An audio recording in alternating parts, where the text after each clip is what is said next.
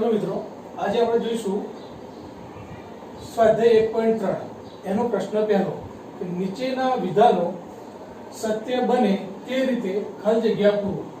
હવે અહીંયા જે ખાલી જગ્યામાં સંજ્ઞાનો ઉપયોગ કરવાનો છે મિત્રો એ ઉપગણ છે અથવા ઉપગણ નથી, સબસેટ અથવા ડઝ નોટ સબસેટ આ સંજ્ઞાનો ઉપયોગ કરીને આપેલી ખાલી જગ્યાઓ પૂર્ણ કરવાની છે આપણે। તો મિત્રો પહેલો પ્રશ્ન જે છે ગણમાં 2 3 4 ખાલી જગ્યા ગણમાં 1 2 3 4 5 હવે અહીંયા સબસેટ આવે કે ડઝ નોટ સબસેટ આવે। તો મિત્રો આપ જોઈ શકો છો કે 2 3 4 એ બધા જ ઘટકો એ આ ગણમાં આવેલા છે। જો માટે આ ગણના બધા જ સભ્યો 2 3 4 જો આમાં આવેલા હોય તો સબસેટ કહેવાય। 2 3 4 ગણમાં સબસેટ ગણમાં 1 2 3 4 5। બીજો પ્રશ્ન ગણમાં જે ઘટકો આપ્યા છે A B C ખાલી જગ્યા ગણમાં B C D તો અહીંયા મિત્રો એ જે ઘટક છે એ આ ગણમાં નથી। પ્રત્યેક ઘટક એનો અર્થ એવો થાય કે બધા જ ઘટકો આમાં હોવા જોઈએ।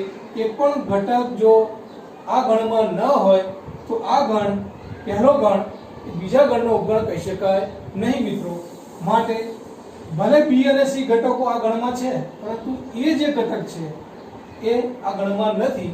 માટે આના બધા જ ઘટકો આમાં ન હોવાથી ડઝ નોટ સબસેટ। ઉપગણની વ્યાખ્યા છે મિત્રો કે એના પ્રત્યેક ઘટક એટલે બધા જ સભ્યો હોવા જોઈએ, રાઈટ। ત્રીજો પ્રશ્ન x such that x એ તમારી શાળાનો ધોરણ 11 નો વિદ્યાર્થી મિત્રો ખાલી જગ્યા x કે જ્યાં x એ તમારી શાળાનો વિદ્યાર્થી। તો મિત્રો તમારી શાળાના ધોરણ 11 નો વિદ્યાર્થી એ તમારી શાળાનો વિદ્યાર્થી થાય કે ના થાય? થાય। માટે આ જે ગણ જે છે એ આ આપેલા ગણનો સબસેટ કહેવાય, કારણ કે શાળાનો વિદ્યાર્થી છે। ધોરણ 11 નો તમારી શાળાના ધોરણ 11 નો વિદ્યાર્થી તમારી શાળાનો વિદ્યાર્થી થવાનો છે। માટે આ જે ગણ છે એ સબસેટ x એ તમારી શાળાનો વિદ્યાર્થી થશે। ચોથો પ્રશ્ન મિત્રો ગણમાં x કે જ્યાં x સમતલમાં વર્તુળ છે, સમતલમાં વર્તુળ આપેલું છે ખાલી જગ્યા ગણમાં x કે જ્યાં x એ આ જ સમતલનું એક એકમ ત્રિજ્યા વાળું વર્તુળ છે। તો સમજીએ આપણે, ધારો કે સમતલમાં વર્તુળ આપેલું છે તો સમતલ છે, ધારો કે આ એમાં કોઈ વર્તુળ છે તો વધુમાં વધુ આ બધા સમતલો જે સમાવી લે તો મહત્તમ વર્તુળ ધારો કે મિત્રો મારે દોરવું હોય તો એને આ રીતના દોરી શકો। સમતલમાં આવેલું કોઈ વર્તુળ છે। હવે અહીંયા આપ્યું છે કે સમતલનું એક એકમ ત્રિજ્યા વાળું વર્તુળ એટલે કે ધારો કે સમતલમાં કોઈ એક એકમ ત્રિજ્યા વાળું વર્તુળ મિત્રો ધારો કે તમે આવું પણ દોરી શકો, બરાબર છે। તો સમતલને સમાવતું વર્તુળ એ મોટું છે મિત્રો અને એક એકમ ત્રિજ્યા વાળું વર્તુળ એ નાનું છે। તો અહીંયા સમતલમાં વર્તુળ જે આપેલું છે એના બધા જ બિંદુઓ આ એક એકમ ત્રિજ્યા વાળા વર્તુળમાં ન પણ હોઈ શકે મિત્રો, કારણ કે અહીંયા આ બધા જ બિંદુઓ તમે જોઈ શકો છો જે આ એકમ ત્રિજ્યા વાળા વર્તુળમાં નથી। માટે અહીંયા ડઝ નોટ સબસેટ થાય। હા, પણ જો એક એકમ ત્રિજ્યા વાળું વર્તુળ મિત્રો આપેલું હોય, નાનું વર્તુળ જે છે એ પહેલા હોય અને ત્યાર પછી સબસેટ જો મોટા વર્તુળની વાત થઈ હોય તેના બધા જ બિંદુઓ બીજામાં કહી શકાય, પણ એક એકમ ત્રિજ્યા વાળું વર્તુળના બધા જ બિંદુઓ એ સમતલના વર્તુળમાંના બિંદુઓ ન કહી શકાય મિત્રો, માટે ડઝ નોટ સબસેટ આપે। પાંચમો પ્રશ્ન x કે જ્યાં x એ સમતલમાં ત્રિકોણ છે ખાલી જગ્યા x એ સમતલમાં લંબચોરસ છે મિત્રો। તો અહીંયા એ જ રીતના આપણે વિચાર કરીએ કે ધારો કે સમતલમાં કોઈ ત્રિકોણ દોરીએ મિત્રો, આ સમતલ છે, આ સમતલની અંદર કોઈ ત્રિકોણ આપણે મહત્તમ દોરવો છે મિત્રો, તો એને મહત્તમ ત્રિકોણ દોરવા માટે હું આ રીતના એનો ઉપયોગ કરીશ કે જેથી આ સમતલમાં વધુમાં વધુ મોટા મોટા ત્રિકોણ દોરી શકાય। તો હવે મિત્રો આ સમતલમાં ત્રિકોણ છે, હવે એવું કીધું છે કે આ સમતલમાંનો કોઈ લંબચોરસ, હવે આ સમતલમાંનો લંબચોરસ જો મહત્તમ આ જ રીતના આપણે લઈ શકીએ મિત્રો, તો આ લંબચોરસમાં આ જે બિંદુઓ બધા જે છે એ આ ત્રિકોણમાંના બિંદુઓ ન કહી શકાય મિત્રો। માટે સમતલમાં જે ત્રિકોણ આપેલ છે એના બધા જ બિંદુઓ એ સમતલના લંબચોરસના અંદર આવેલા બિંદુઓ ન પણ હોઈ શકે મિત્રો, માટે ડઝ નોટ સબસેટ થાય. માટે અહીંયા x એ સમતલમાં ત્રિકોણ છે, A does not subset x એ સમતલમાં લંબચોરસ છે મિત્રો. રાઈટ. હવે પ્રશ્ન બીજો જોઈશું મિત્રો આપણે.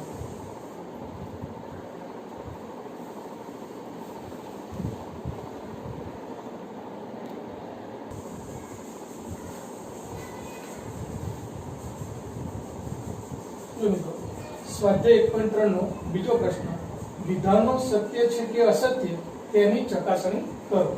પહેલો જે પ્રશ્ન મિત્રો અહીં આપ્યો છે, ગણમાં AE સબસેટ ગણમાં x કે જ્યાં x એ અંગ્રેજી મૂળાક્ષરો પૈકીનો એક સ્વર છે.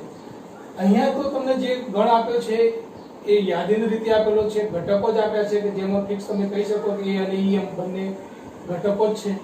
અહીંયા જે છે ગુણધર્મ રીત આપી છે, તો એવા ઘટકો અંગ્રેજી મૂળાક્ષરોના કે જે સ્વર હોય એ તમે જાણો છો મિત્રો, કયા છે?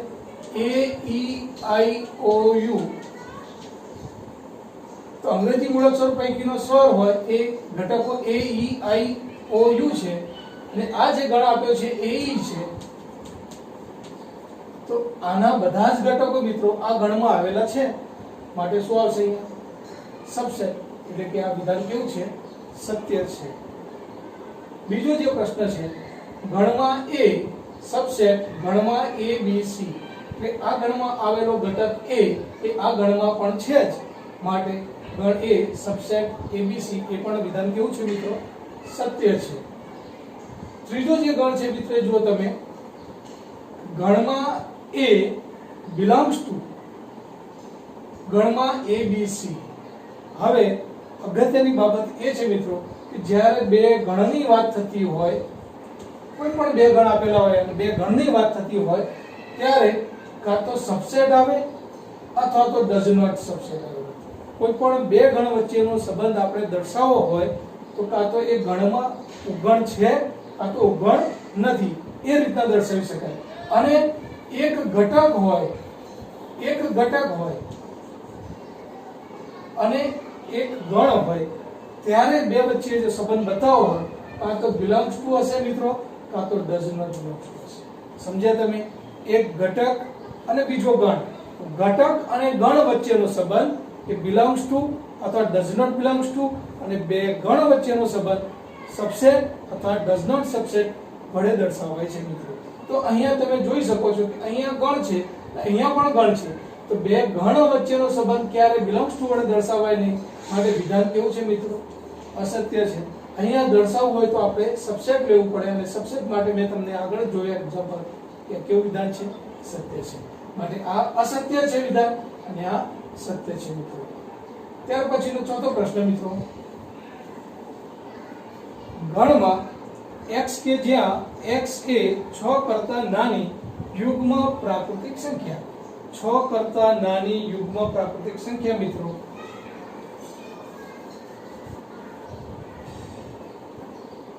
તો શું આવશે એમાં? 6 કરતા નાની કીધી છે, યુગ્મ કીધી છે, એટલે 2 અને 4. પછી બીજો ગણ આપણે મેળવી લઈએ, x કે જ્યાં x એ 36 નો અવયવ હોય તેવી પ્રાકૃતિક સંખ્યા. 36 નો અવયવ હોય એના ઘટકો કયા આવશે મિત્રો? 1 2 3 4 6 12 18 36. આપ જોઈ શકો છો કે આ ગણ અને આ ગણ બંને ગણ વચ્ચેનો સંબંધમાં કાં તો સબસેટ આવશે કાં તો ડઝ નોટ સબસેટ આવશે. પછી તમે જોઈ શકો છો કે બધા જ ઘટકો જે છે 2 અને 4 એ આ ગણમાં આવેલા છે, માટે શું આવશે મિત્રો? સબસેટ આવશે. અને સબસેટ તમને આપેલો છે, માટે વિધાન કેવું છે? સત્ય છે.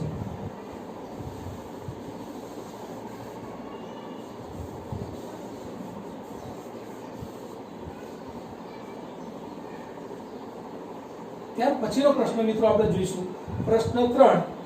a બરાબર ગણમાં 1 2 ગણમાં 3 4 ગણ પૂરો 5 બરાબર. આ ગણની અંદર કેટલા ઘટકો છે મિત્રો?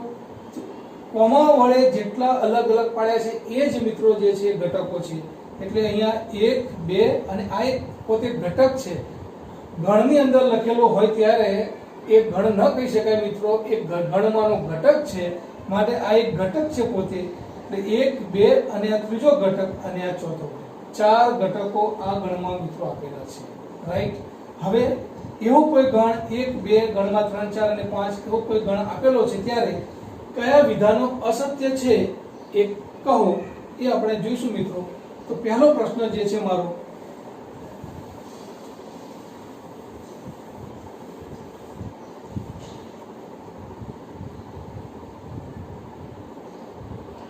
પહેલો પ્રશ્ન, ગણમાં 3 4 સબસેટ A. આ ગણમાં 3 4 અને એ પણ કોઈ ગણ છે જે તમને આપ્યો છે. જ્યારે બે ગણની વાત થતી હોય મિત્રો ત્યારે મેં તમને કીધું કાં તો ઉપગણ હોય કાં તો ઉપગણ ના હોય. તો તમે મને કહી શકો છો કે 3 અને 4 એ આ ગણમાં છે, 3 અને 4 ઘટક આ ગણમાં છે. આ 3 4 એ આખો એક અલગ ઘટક છે મિત્રો. પણ 3 અને 4 એ આ કોઈ ગણમાં આવેલો નથી. માટે વિધાન કેવું છે? અસત્ય છે વિધાન.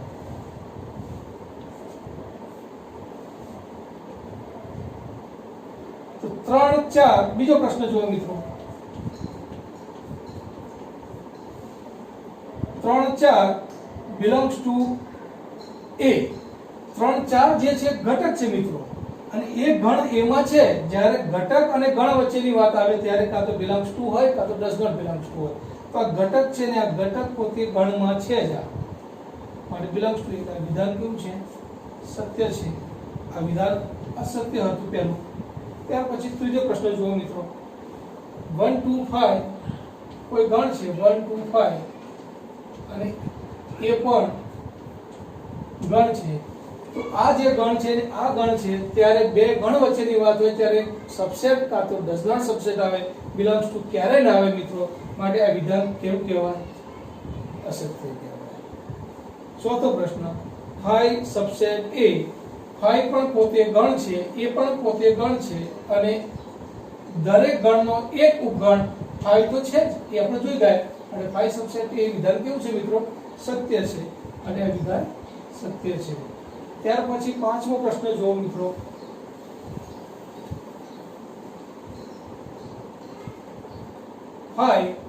અને A.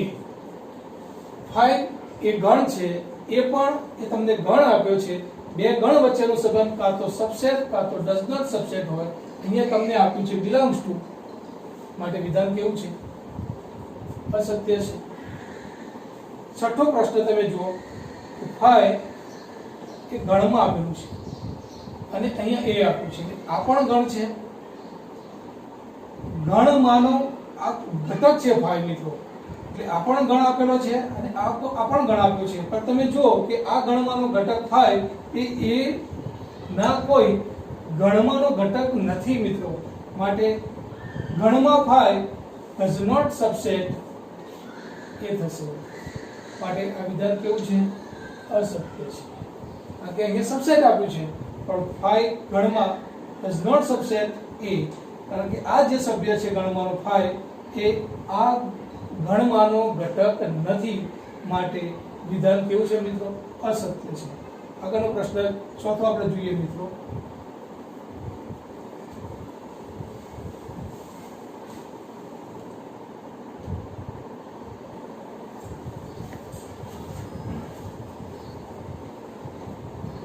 ચલો મિત્રો આગળ જોઈશું. હવે પ્રશ્ન 4, નીચે આપેલ ગણોના તમામ ઉપગણો શોધો.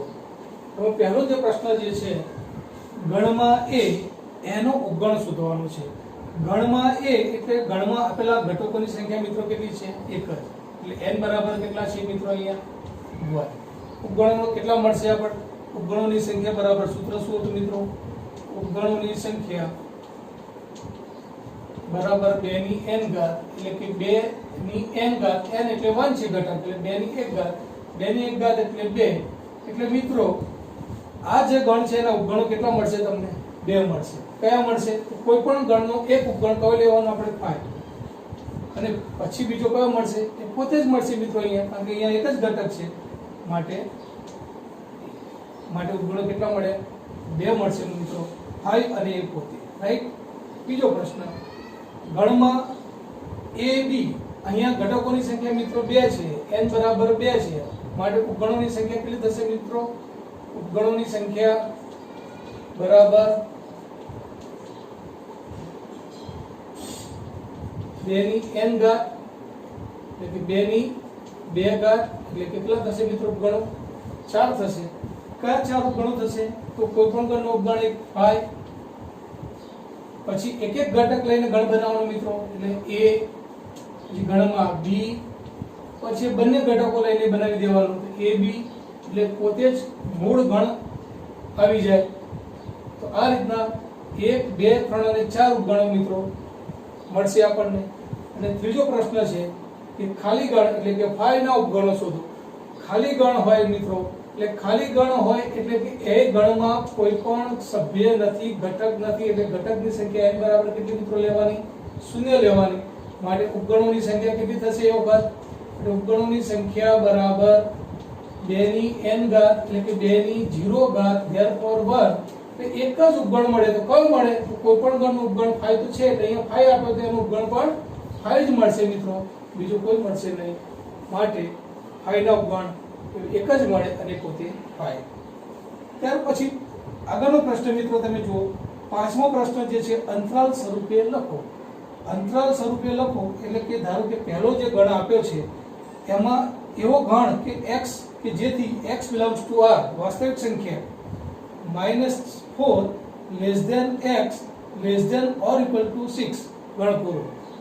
અંતરાલ સ્વરૂપે લખવાનું છે એટલે મિત્રો આ કન્ડિશન જુઓ, મેં તમને વાત કરી હતી કે લેસ ધેન હોય ત્યારે ઓપન ઇન્ટરવલ એટલે કે વિવૃત અંતરાલ આવે, અને less than or equal to હોય ત્યારે ક્લોઝ ઇન્ટરવલ સંવૃત અંતરાલ આવે. માટે આ જે ગણ જે છે એને અંતરાલમાં કેવી રીતના લખી શકાય? કે એવો x કે જે x ક્યાં હશે મિત્રો? એ x belongs to, અહીંયા લેસ ધેન છે માટે અહીંયા ઓપન ઇન્ટરવલની વાત કરવાની, -4 અને આ જે 6 છે less than or equal to હોય મિત્રો ત્યારે સંવૃત અંતરાલ લખવાનું. એટલે આ જ ગણને અંતરાલ સ્વરૂપે x belongs to વિવૃત અંતરાલ -4 6 ક્લોઝ ઇન્ટરવલ લખી શકાય. બીજો પ્રશ્ન મિત્રો, ગણમાં x કે જ્યાંથી x belongs to r -12 less than x less than -10. અહીંયા તમે જોઈ શકો છો કે x ની કિંમત -12 કરતા મોટી અને -10 કરતા નાની, એટલે લેસ ધેન જ્યારે સિમ્બોલ હોય ત્યારે બંનેમાં લેસ ધેન છે, માટે વિવૃત અંતરાલનો ઉપયોગ કરવાનો મિત્રો. માટે x belongs to -12 થી -10, right.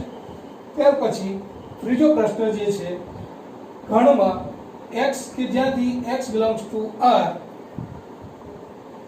3 less than or equal to x less than or equal to 4 ગણ પૂરો. અહીંયા એવી કોઈ વાસ્તવિક સંખ્યા x છે કે જેથી એની કિંમત 3 અથવા 3 કરતા મોટી, 4 અથવા 4 કરતા નાની છે. તો 3 અને 3 થી મોટી, 4 અથવા 4 થી નાની આવી કિંમતો માટે જ્યારે અંતરાલની વાત કરીએ અહીંયા less than or equal to આપ્યું છે મિત્રો, માટે x belongs to close interval આવશે 3 4, રાઈટ. તો આશા રાખું મિત્રો તમને આ 1 થી 5 પ્રશ્નો સ્વાધ્યાયના એની ખબર પડી હશે. તો આપ આ સ્વાધ્યાય 1.3 પ્રશ્ન 1 થી પ્રશ્ન 5 સુધીના તમામ એક્ઝામ્પલ આપની નોટ્સમાં વ્યવસ્થિત સારા અક્ષર ઉતારશો એવી આશા રાખું છું. આભાર.